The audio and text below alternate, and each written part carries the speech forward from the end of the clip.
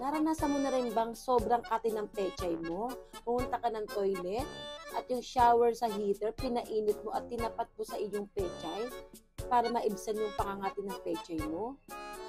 Nako, dati lagi kong ginagawa yan. Kasi nga dati, laging makati ang pechay ko.